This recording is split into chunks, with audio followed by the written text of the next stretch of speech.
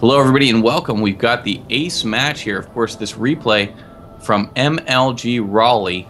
We've got Liquid Sheth actually losing the last game after almost perfect play, spawning as the red Zerg. He'd be facing off with none other than Kiwikaki, everybody's fan favorite Protoss, spawning as the blue Protoss. I'm Tumba, co-casting with me for the series, Darkenedlight. That's right, Tumba, and I have to say I'm so excited, really looking forward to this. Even trying to split the drones of Sheth, want to get into this game, so excited, and I look forward to seeing what these two players opt for. Obviously, that last game, so epic. Can't wait to see what happens next. Well, I find it interesting that this map will be chosen for the ace match, simply because I feel like it's a horrible map for Protoss to try to get a second. Early roachling aggression. So. Yeah, it's a good pick for Sheth. Early roachling aggression, so good versus this expansion. In the hands of Sheth, it could be brutal. Now, Kiwikaki getting a bit of a break here, spawning cross position, of course. So it's helpful, slowing down those early attacks just a bit.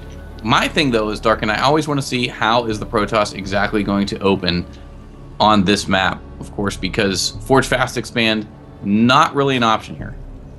Yeah, it's very hard to get off any kind of really good SimCity. You can do the thing where you tank with your Nexus, but it's not the easiest thing to pull off. Instead, though, he will, in fact, be opting for a gateway on the high ground, walling off his main, probably doing some kind of expand build behind that, or some early tech, or some early attack pressure possibly as well, to see what choice he does make. Yeah, could be DTs. Of course, anytime you're not going to Forge Fast Expand, there's a limited number of ways that you can expand. There's, of course, the Sentry Expand, which has fallen way out of style, just too susceptible, too much coin flip. 3-gate expand. There is a new 1-gate expand in starting to come into fashion a little bit that we've seen in GSL. Well, I really actually would have liked to see a particular build out of Kiwikaki, but hold that thought. We're actually seeing a super early base here at the 3rd for Sheth instead of the Nashville. Doesn't want to have to worry about being blocked off by that. Instead, going to be taking a super early 3rd. We know that he likes to get that off as fast as possible and get another base as well. So I think that's the choice he's going to be making here, going for a very early double expand pretty soon. Okay, looking at the Protoss, I feel like he's going to be going DTs almost for sure, and I'll tell you why. He's got 2 gas and he's used all of his chrono up, so there's not going to be any kind of Nexus cancel or 4-gate shenanigans.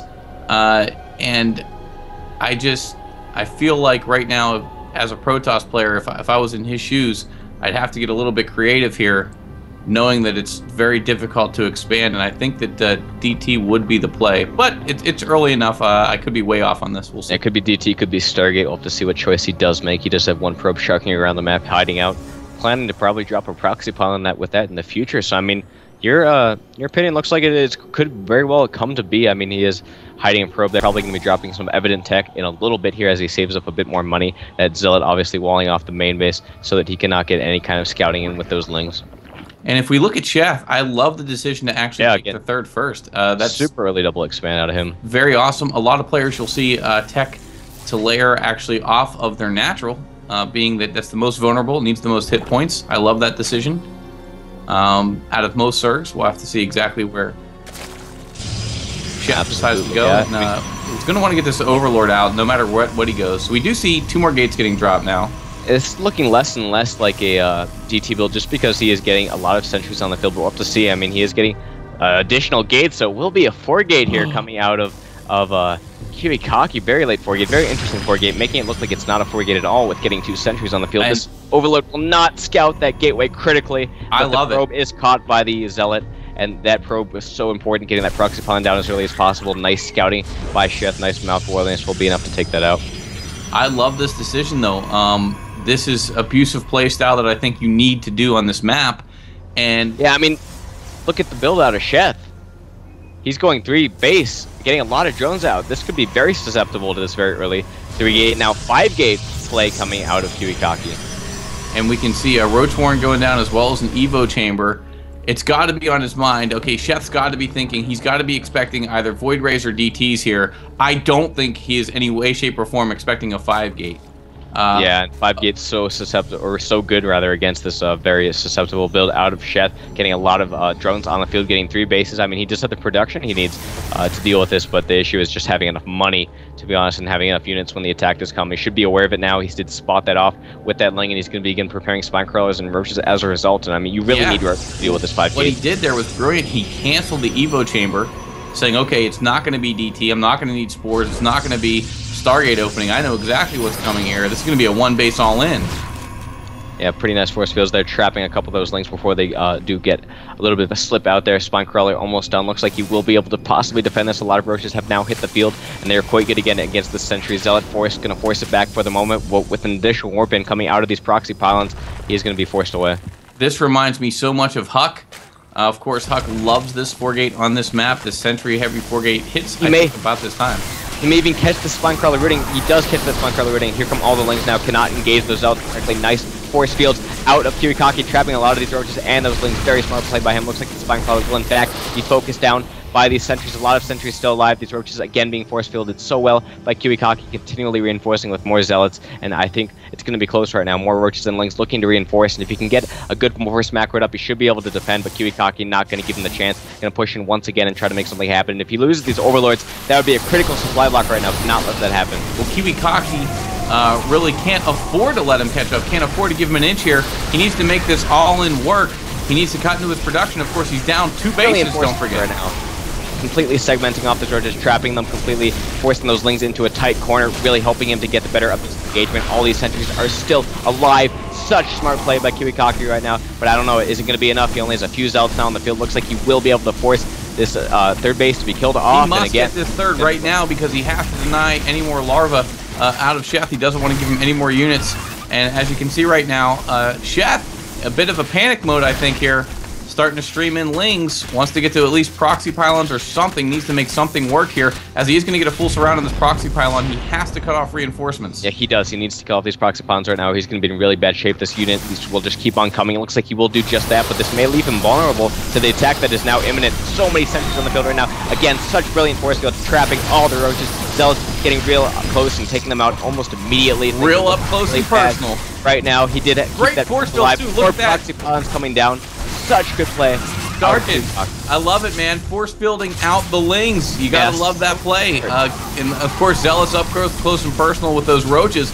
Able to go ahead and slice and dice. Now gonna go ahead and take on the Spine Crawler. It's looking really good for Kiwikaki right now. Yeah, Kiwikaki looking to be in brilliant shape. A lot of sentries still alive, so resilient with those sentries, proving they're not just bubble beam shooters. They actually do shoot more than glitter, doing a lot of DPS now, surprisingly, when they do hit this critical mass. And going to be able to take out this natural as well, force filling off that ramp. And things are looking pretty bad right now for Sheth, and Kiwikaki maybe taking the win with a brilliant, sneaky 5-gate play. Absolutely, you can see force building the main there, so no reinforcements come down, and I don't see any way out of this for Sheth. 29 supply to 66. He knows it. Will be cheating out of this game, and Kiwikaki takes the win. I don't think anybody could have expected that. Brilliant play by him. Such amazing force fields. You really have to micro perfectly and reinforce perfectly with this 5-gate, and he did just that and took the win as a result. Well, you know, Sheth got a little too greedy there. Yeah, I mean, 3 bases. Here's the thing, though. If he pulls off the 3 bases, if he can pull that off, he looks brilliant, right? Oh, that was a great decision, we'd be saying right now by Sheth. So I can't fault him for going for it, of course. Such a great player. I can't say enough good things about him. It's just I think Kiwikaki had his number on this one. And really, Sheth did everything he needed to on paper almost to stop this. He was a little bit late with it. Getting those links to those reinforcing supply pylons, I think, is really was critical. If he could have got those a little bit earlier. So smartly as well, Kiwikaki was able to keep the probe alive, drop even more proxy pylons. I didn't expect that, and really a smart move by him. And that was enough for him to reinforce and take the win here. So again, Kiwikaki proving that you can make even this 5-gate happen when your opponent is on 3 base like that, reinforcing it with a lot of larva. And I'm more than impressed right now with Kiwikaki. I'm such a fan after this event. Absolutely, and you know, when I saw those pylons queued up, I was like, wait, there's a probe.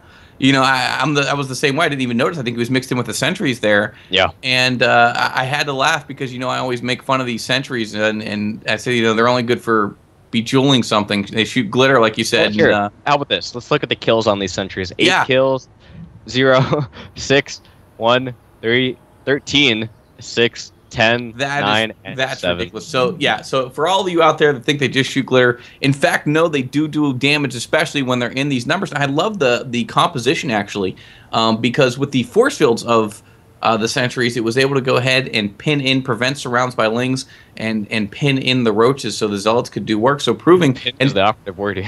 yeah, and I think this is kind of the inspirational play Protoss needs to see out of players, and this is the creativity that we need to see. So, man, Yeah. I can't say enough good things about both players. The series was so fun to cast. Thank you so much to MLG. Thank you so much, Darkenedlight, and of course, Absolutely loved it, Tumba. you know who else we have to thank, right?